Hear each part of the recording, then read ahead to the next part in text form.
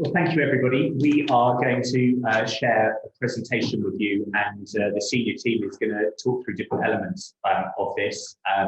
We should have probably said right at the beginning, we're using new technology in the building here to enable us to all be in the same room, but hopefully to focus on you. It's called an OWL. If anyone wants to know what we use, please let us know. So I hope it's been working okay for you at home. So I'm going to kick off, and then gradually we're going to work around the team as we look through a review of 2021. What a year it's been, and you know, the reason we're going to start here is it's the thing that's probably dominated everything for all of us so much: public affairs, the pandemic, the response to the pandemic, how the industry has made its way through. I don't need to tell you all that we have become UK Theatre and Salt, probably the key partner to DCMS, Department of Education, Cabinet Office, and many other parts of the wider government in terms of the response to the pandemic for more than 18 months now, and very much been not just participating but leading a lot of the working groups for DCMS. I'd love to tell you that this is over. It's very much not over. It continues on a very regular, more than daily basis. But you know, thank you to everyone who's played a part in any of those working groups. And alongside, obviously, everything to do with COVID, we've also had Brexit, and that EU touring work very much continues as well. Going on to the next slide. Obviously, there have been some things that we've been successful in with the Department of Education on flexible apprenticeships and modulars. On the levy, there's much more to come, I think, around that flexible training environment for us for the future. Obviously, on the financial side, over the last, I would say, 18 months, there's been everything from our role in the relief packages that have come for our sector, and most recently, of course, the announcements in the budget of last week on theatre tax relief. More news to come on that, just to say we're very, very actively engaged with DCMS, with the Treasury, and with HMRC on the detail of all of that. You should expect to hear more on that in the next week or two as we work through the detail of how that will actually apply. So that will be coming. But obviously, really good news that TTR is going to be increased for sort of 2.5-year period. As I said, more on its application coming. The other good news in the budget around a reduction in business rates for the majority of theatres in the country as well, and we await more detail on that, but very good news there as well. And obviously more things to come from the budget. We continue to respond to the most extraordinary number of consultations from not just Westminster, but the devolved administrations as well. We also have very much working on the local government side, not just with the Local Government Association, but also with councils around the country, sometimes trying to help on a very localised basis and sometimes on a broader basis, writing to all of the councils. And of course, we have continued convening, running, coordinating the APPG, the All-Party Parliamentary Group for Theatre, and we're working on the work programme for that APPG for the next year at the moment. I'd also like to publicly thank people from many parties and many corners of the House of Commons and the House of Lords for their support for us and for our industry. We've provided questions and comments and to many of them, and we thank them for their work on behalf of our industry in this way. Going on, we will obviously continue our work with the devolved nations as well, working with our sister bodies around the 4 nations. It's been a pleasure to work with them, and we will continue to try and do that and present that united front both to government but to the devolved administrations as well. The CRF, of course, has been incredibly important for our sector. More to go on that, more announcements on CRF3 and other things, and we'll continue to try and analyse that and provide the data back to you. And finally, pandemic related, it was our pleasure to set up this Theatre Artists Fund that we tried to do to help the many freelancers and self-employed people who were unable to access the government support. We've given away nearly £8 million now, quite extraordinary. We've just given away a 6th round of giving. 56% of all of that has gone to people outside London.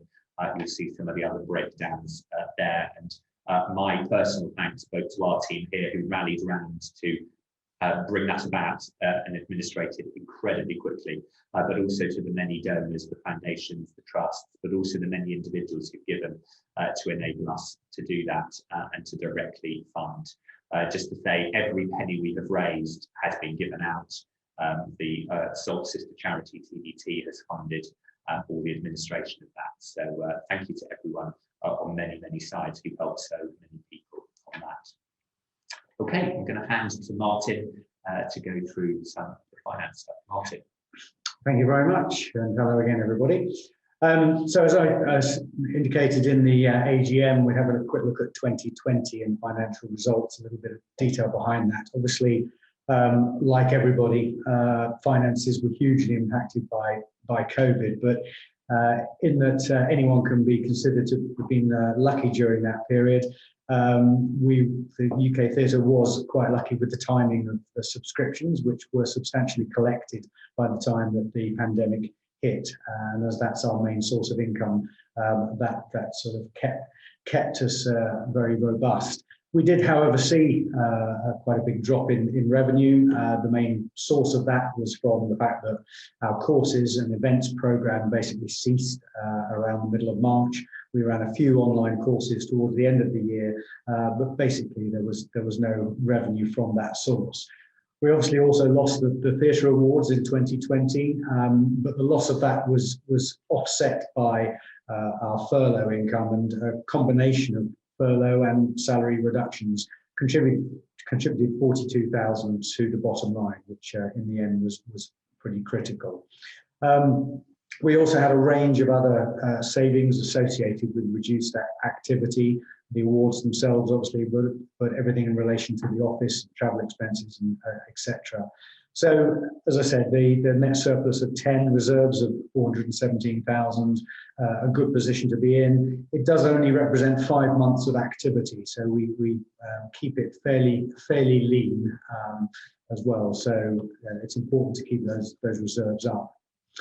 Turning to 2021, so the luck and the timing that we had in 2020 obviously didn't apply in 2021, but in offering the subsidy that the Theatre Development Trust offered and the ability to pay quarterly, subscription income held up incredibly well and was very strong, which was obviously a huge relief for us.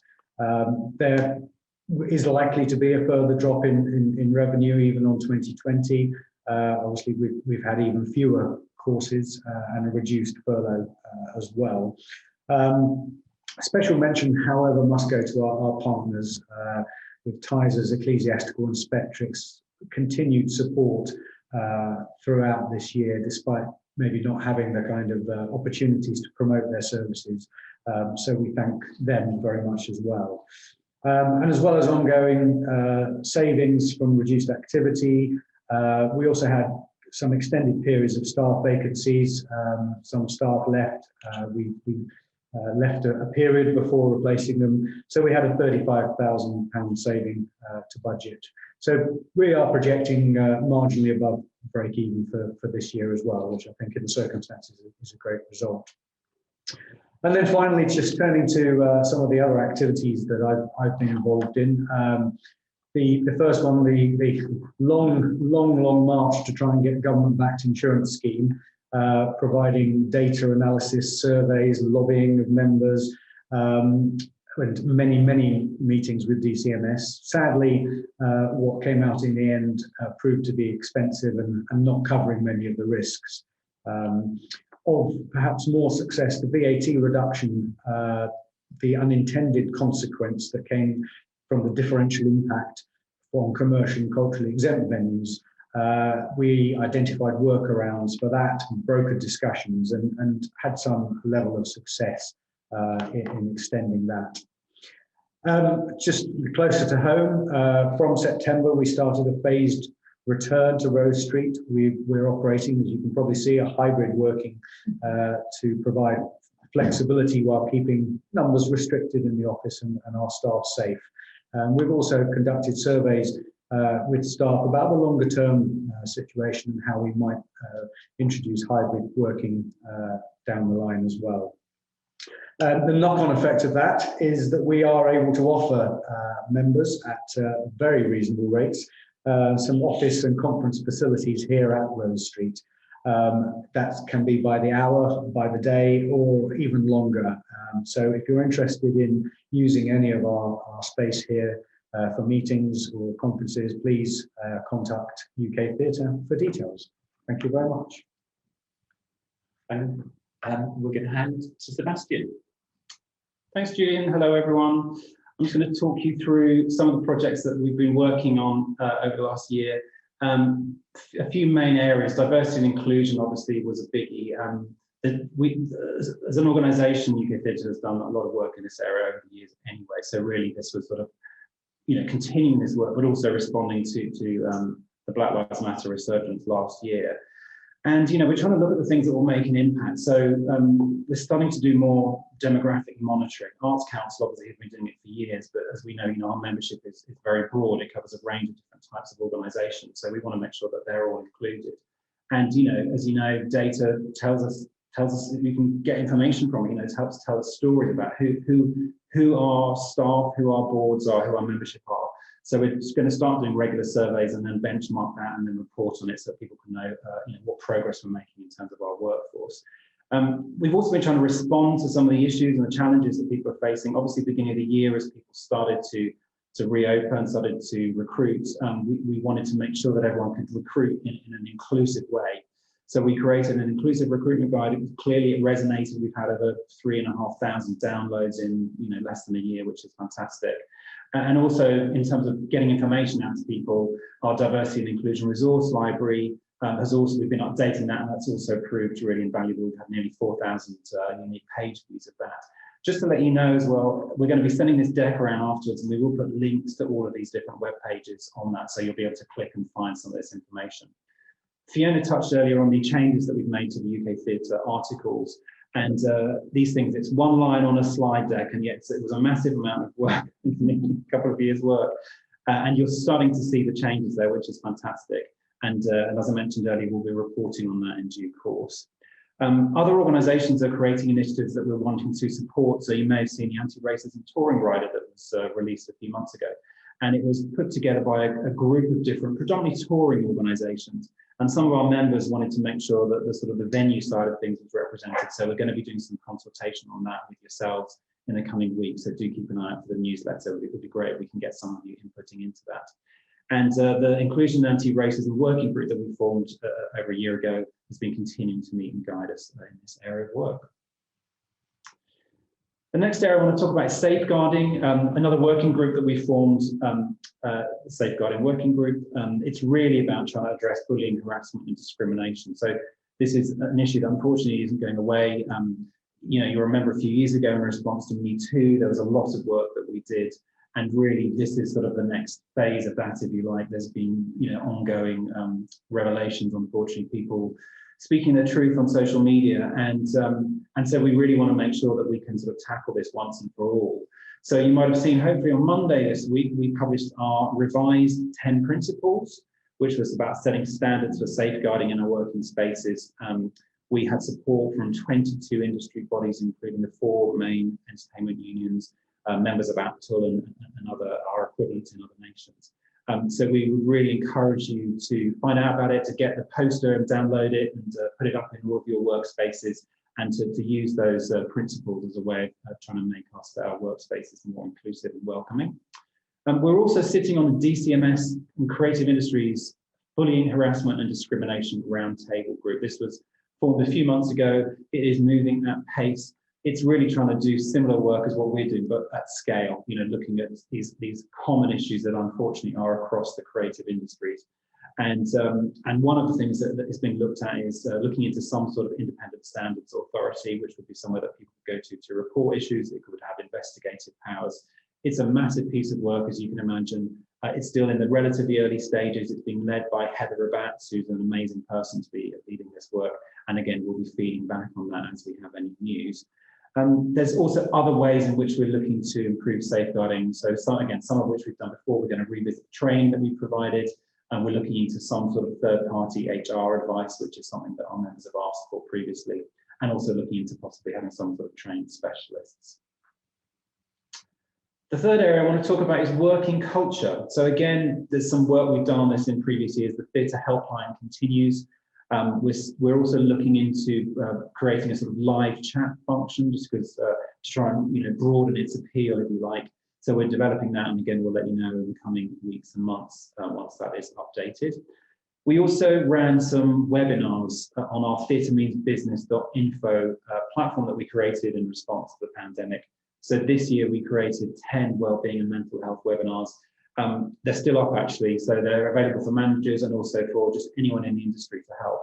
And we had some good numbers in terms of live participants. We had about 374 people, and we've had 331 people watching the recordings. So that number is of course going up because those recordings are still available. So do check them out, but they're still very relevant and they can be used to help your staff if you're looking to develop that area of work.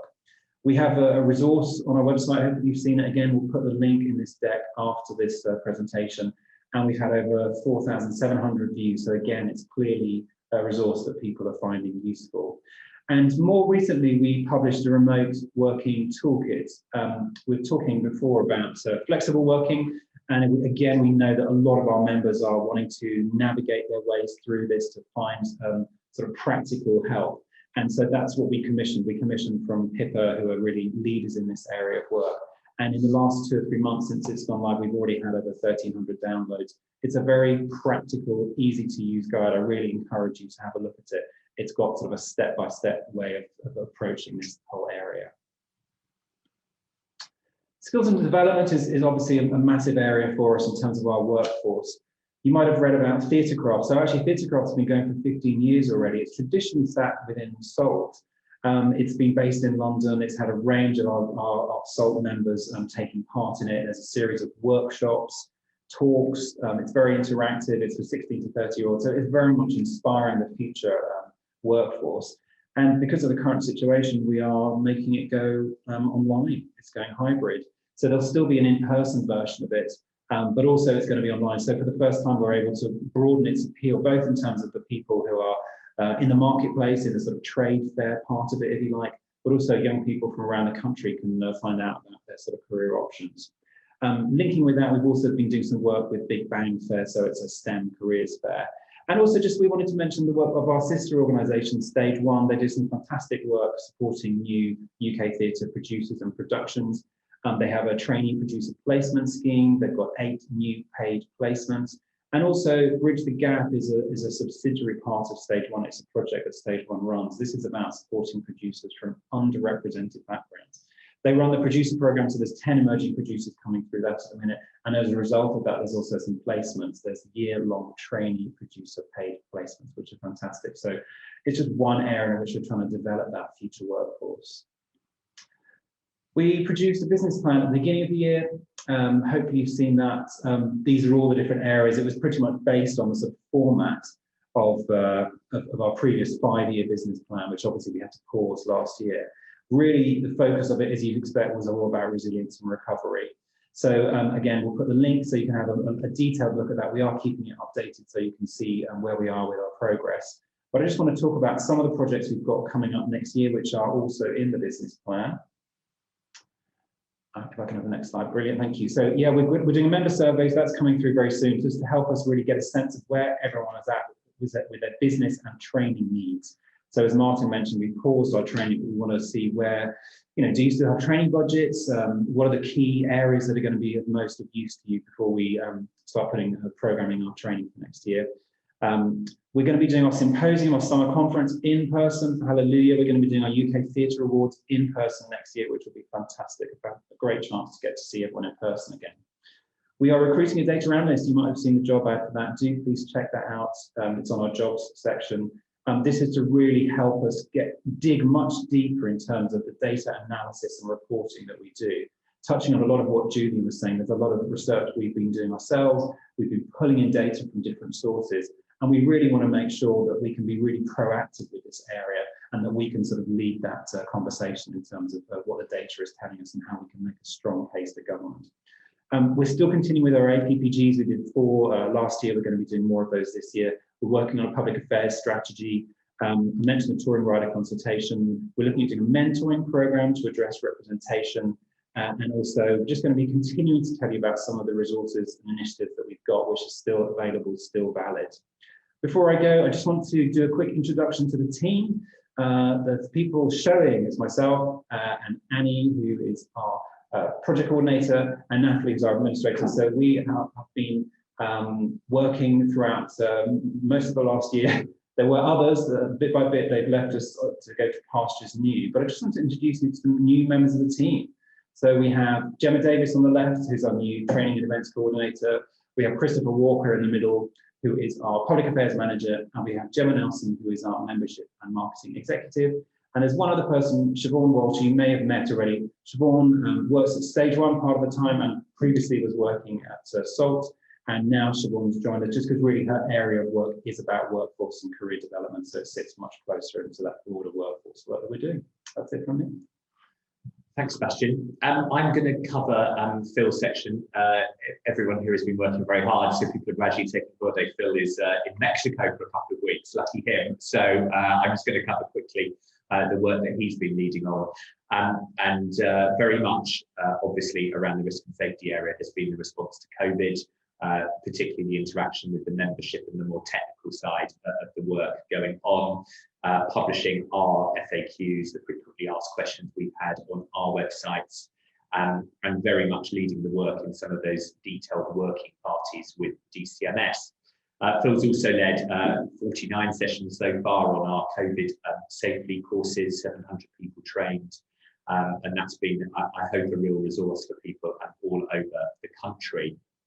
That's not the only thing, of course, in risk and safety, and particularly sustainability issues. And it feels very apt to mention this with COP26 going on in Glasgow at the moment. A real priority, I think, for UK theatre and the whole industry going forward. But the work on the Theatre Green Book that we've been very much an integral part of. You will know, I hope, that this is in multiple sections. So the area on sustainable productions has been published and trialled. We won't steal their thunder, but the bit on sustainable buildings is shortly to be launched at the Theatres Trust conference, and the sustainable operations draft will also be coming out later this year, a real priority for all of us, I think, going forward. And finally, Phil leads with me a little bit as well around counter-terrorism.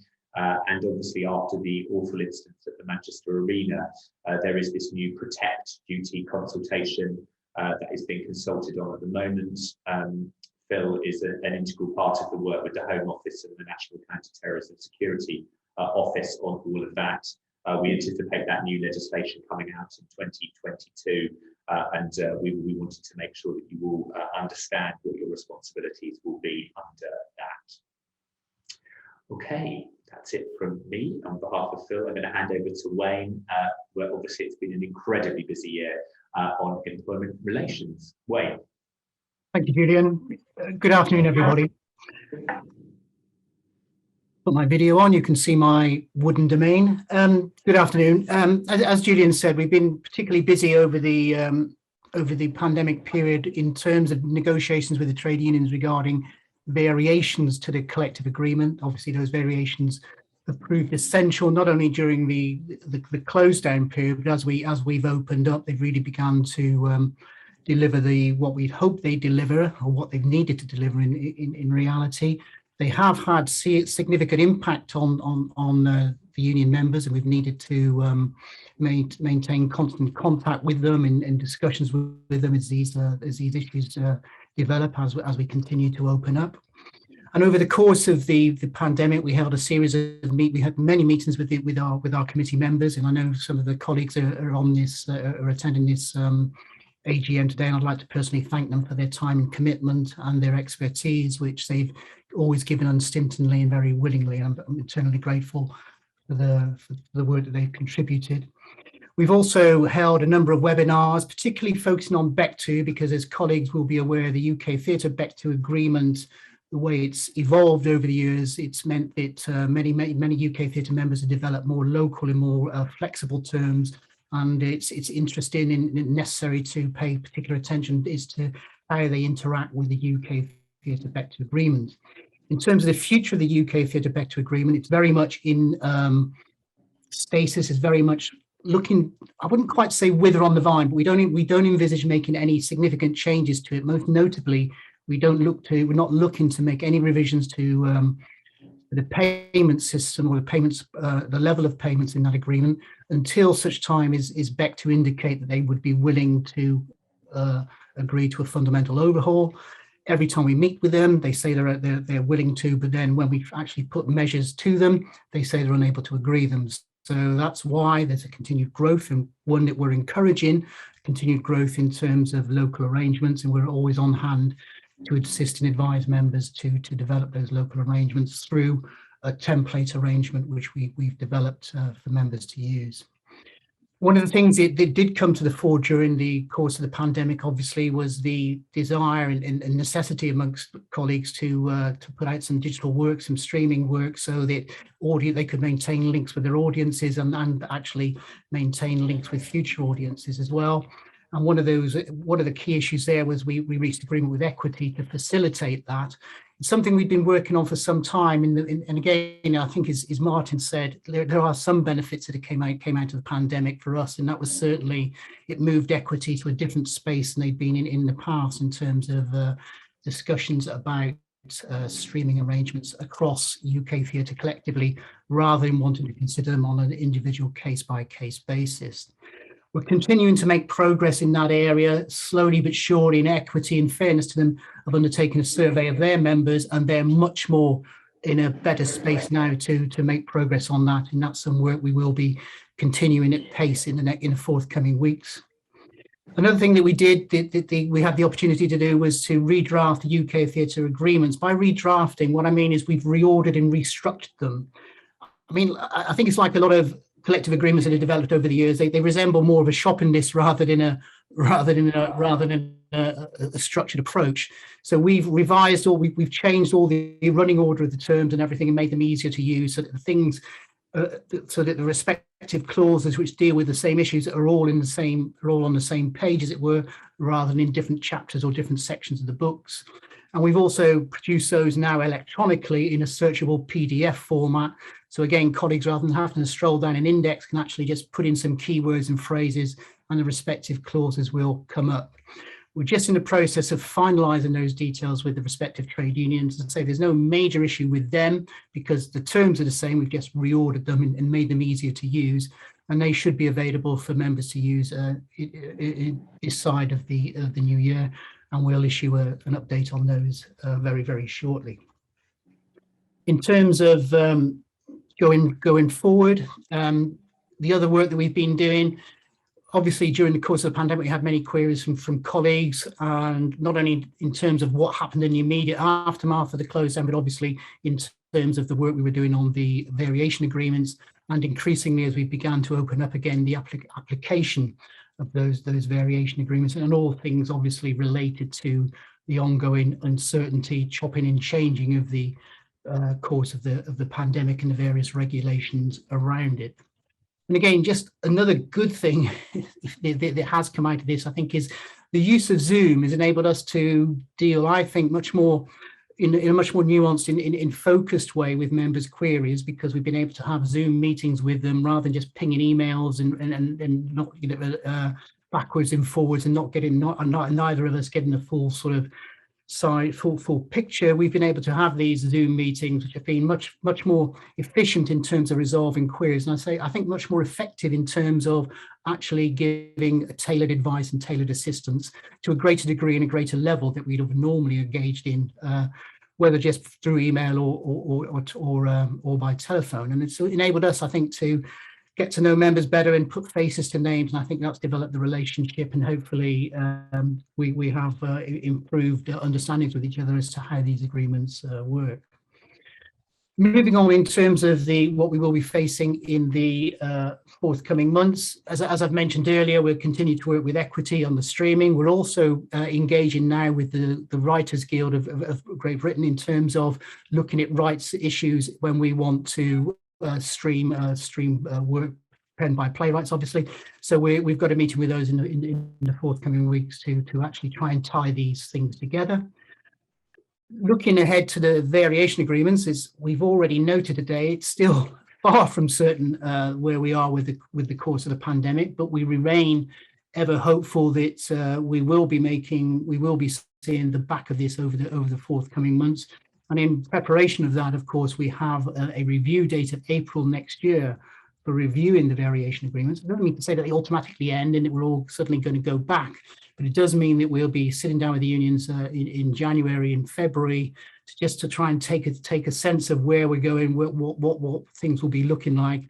And again, trying to meet their concerns and members' concerns, obviously, to recover, as they would see it, some of the lost ground they've experienced as a consequence of the variation agreements with the freezing of pay rates since 2020. So those will be some interesting discussions, and no doubt I will be seeking the advice, the assistance of members of UK Theatre to join me in those negotiations to ensure that we deliver the best outcomes for not only UK Theatre members, of course, but in terms of the work that Sebastian and his team have been doing in terms of trying to deliver a sustainable environment in which people want to work in the theatre sector. So it's a finely balanced thing there to sort of meet on the one hand the commerciality, and on the other to try and make some progress in terms of continuing to make theatre a great place to work. So that's it from me. And again, my sincere thanks to colleagues who've assisted me over the past 18 months. It's been very much appreciated. Oh, thank you, Wayne. And of course, perhaps when UK Theatre was first established, or when it wasn't called UK Theatre, then the TMA in 1894, it was all around kind of having a collective bargaining approach. So never more important probably than over the pandemic period. So thank you to Wayne and his team. Over to Louise. Thank you. Good afternoon, everyone.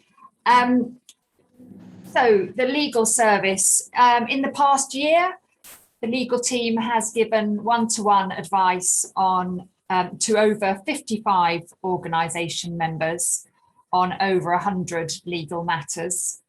You can see from this slide the top 5 areas in terms of the number of queries.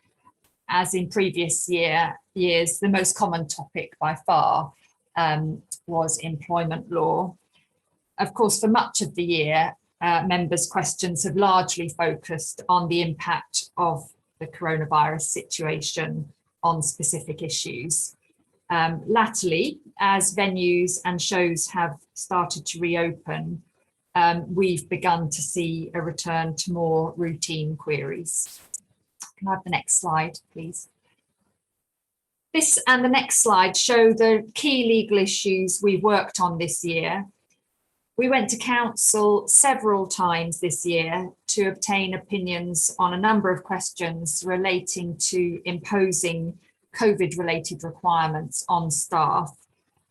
These ranged from requiring staff to wear face coverings, to requiring them to disclose their vaccination status, all of which raised quite difficult issues, particularly as of course much of this had was territory which had not been tested before. And then in May, we produced guidance for members summarising council's opinions, so bringing the various opinions together on those issues. And then we did an updated version in July with some further advice to help members navigate their way through this new and constantly changing landscape. Moving on to non-COVID related issues, we were dealing with PRS. PRS are looking at licensing music for online events. We met with them in May with a number of members to discuss specifically the licensing of music for the online streaming of productions, which obviously has become more common and which is currently dealt with on an ad hoc basis, which isn't always the most beneficial way of dealing with it for members. And we are awaiting a proposal from PRS now. We have continued to monitor post-Brexit developments, particularly the movement of people inbound to the UK, and have provided input to DCMS and others. And related to that, we have been closely monitoring the introduction of the new immigration system, which came into force on the 1st of January this year, and as you will know, applies to EU as well as non-EU nationals. And also, as usual, we've responded to a number of consultations during the year, including the Law Commission's consultation on hate crime laws. That was particularly around the issue of freedom of expression and protecting that. And very recently, we've responded to a consultation from the Information Commissioner's Office on its Employment Practices Code, which provides guidance on the impact of data protection law on employment practices. And for that consultation, we conducted a survey, as we often do, to gain views from the membership. Next slide, please. Another key area of work, as you'll be aware, is UK Theatre's own governance. As you know, as Fiona mentioned earlier, you introduced new UK Theatre articles in the summer, and the purpose of those was primarily to improve the diversity and inclusivity of the board. And we are also introducing new terms and conditions for the subscription schemes. And again, those are largely, the changes introduced by those are largely to reflect the changes in the articles so that they are consistent. You'll also see from this slide that we've provided input to a number of UK theatre projects as we do throughout the year. These are some of the key projects we've given input to from a legal perspective, and also we've also dealt with a number of contracts in relation to sponsorship and with other third parties in order to support those different work strands. One final item, which isn't on the slides, I wanted to give you some team news. Marsha Bull, our employment law specialist, is sadly leaving for pastures new after 12 years with us. She has provided expert advice and support to many of you over the years and has been a fantastic colleague and team member. And we will be very sorry to see her go. But I'm sure you will share in my thanks to her and wishing her well for the future. Thank you. Lovely, thank you, Louise, brilliant. Now Emma, unfortunately, is caught up on an exciting photo shoot in London. So Sebastian is going to take you through the work in her area. Sebastian. Thanks, Julian. Just to give you some headlines, there's been a lot of information that we've tried to get out to you. We're sure you're aware, we hope you're aware. There were actually 83 newsletters over the last year. It may have felt like more, but hopefully the information we provided helped you and your organisations in terms of responding to the situation we were faced with. We did 18 webinars, we did 5 webinars to freelancers, and we've had regular sort of engagement with UK Theatre marketing communications professionals. We've done press meetings and so on. So we've tried to engage as best as we can. See it safely. Hopefully you've all adopted this. Over 500 venues have signed up to it. It's still going strong. We still encourage you to keep using it. We are updating the principles on it. And we know that there are challenges around audience confidence. So see it safely. Using the mark is one really easy but effective way of getting people to, those people who are a bit sort of wary of coming back, it's a really great way of encouraging those people to come back to theatre. Lots of press, hopefully you've seen. There have been 12 statements that we've issued following government announcements. There's been lots of briefings that we provided for some of you, I'm sure, on this call. Lots of connection with Visit Britain, London and Partners and others. And you might see in that final point there are some important international titles that we've supported. I'm not going to try and pronounce any of them apart from the Yorkshire Post. Hashtag 16th of March, it's had to make a lemonade out of lemons, perhaps. It was 1 year on from when we had to shut the theatres, and it was a way of us marking that moment. It helped get the message out that we were still you know, in desperate times, and it had fantastic pickup from the media, over 6,000 tweets. It was trending in England all day. So it was a really sort of trying to turn a negative into a positive effort. So thank you for many of you for participating in it.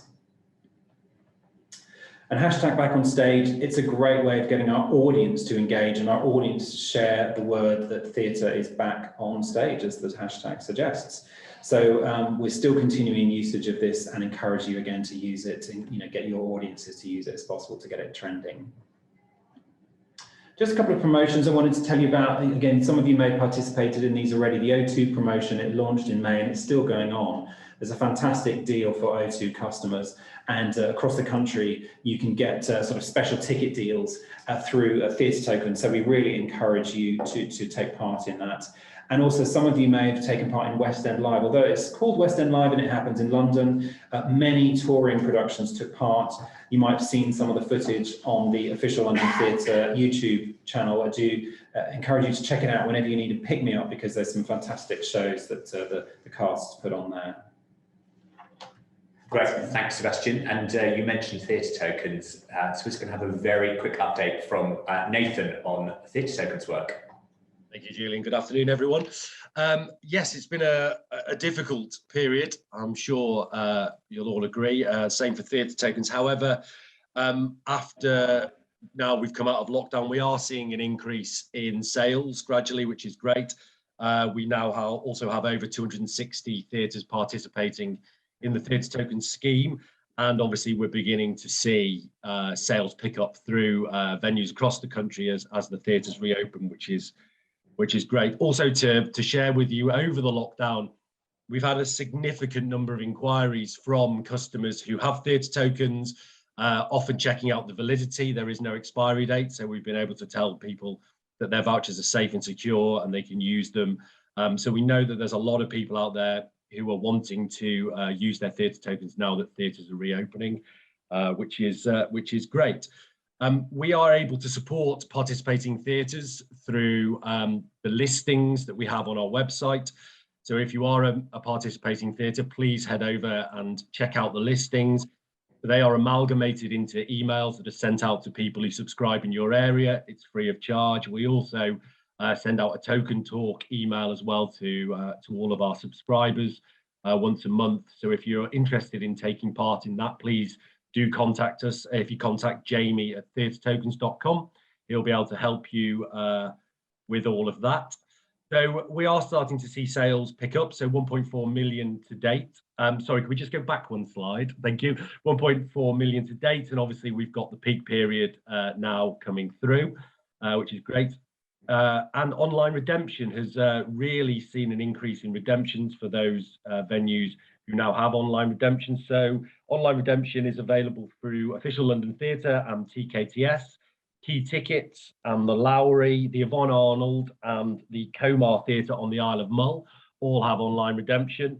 LW Theatres and York Theatre Royal they have an integration into their box office already, and will be going online soon, along with another major theatre group that we'll be able to announce later this month.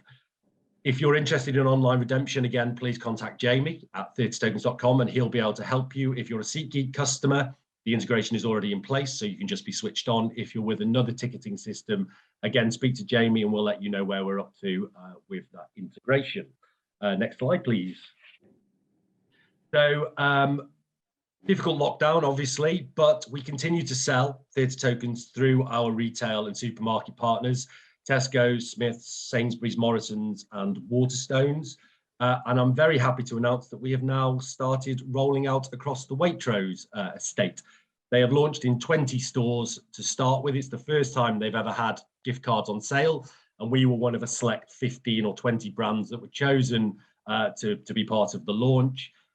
They've got about 250, I think, stores across the whole country, so we'll be rolling out into those over the coming months. But at the moment, we're in the first 20 stores where they've launched theatre tokens and their gift cards, which is great.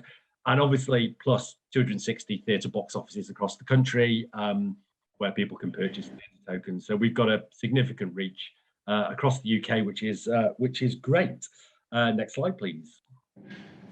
So are you benefiting from theatre tokens? If you are already participating in theatre, please do contact us about our listing service and the mailings that we can do for you. It's all free of charge.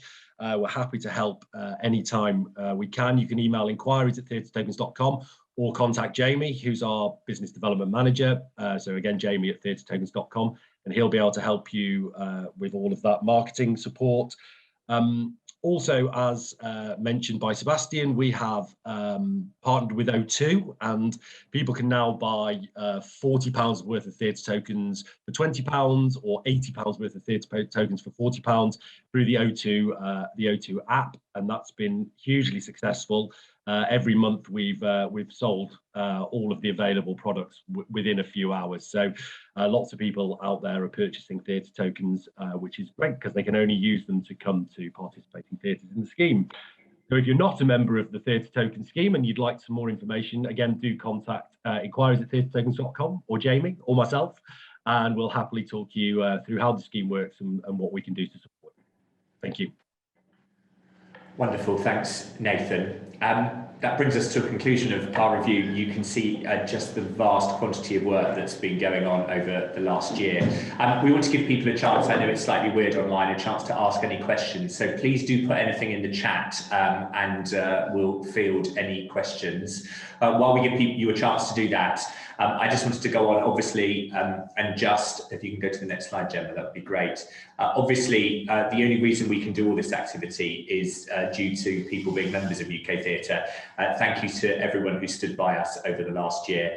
I hope we've represented you to the best of our ability. And obviously, as we go into another year, you know, please do continue to support UK Theatre, and I hope you find your membership worthwhile. I also just wanted to say a number of thank yous. First of all, to our sponsors. It makes a huge difference, their support to Ecclesiastical Advertisers, Theatre Tokens and Spectrix. Thank you over the last year for your support of us as well. And finally, I just wanted to say a huge thank you to actually many members across the place who've given both data, replied to our endless surveys as we've needed data to negotiate with the government, but also been part of working groups to really give us your expertise. Fiona in the AGM said a huge thank you to people on our boards, and I'd like to say a personal thank you to all of them as well. The boards have met tirelessly over this period. We were having weekly meetings for a very long period of time. Even now it's every fortnight, and they've given up a huge amount of time, as well as the pressures on them running their own organisations. So thank you. And finally, from me, a huge thank you to the entire team here at Rose Street. People have worked tirelessly here, and you know, I can't thank them enough for everything they have done. So if there are any questions, please do pop them in the chat, and we will can have a look and just give people a moment or two if there is anything. And if not, we will sign off. I don't think there's any hands up. If there are any questions, just give you a moment to do that. If not, then please do email us if there's anything in here that was unclear or you didn't know about or you'd like more information on. Please do email me or any of the rest of the team, and we will come back and let you know. As we go into the festive period, I really hope that you all have very successful festive periods in your theatres, and that we get our theatres kind of alive with audiences in the coming weeks and months. But I guess for today, thank you to everyone who's participated. Thank you again to Fiona. We look forward to working with Steph and John in their new guise. And but for today, thank you all very, very much for joining us, and we'll see you all very soon. Thank you very much.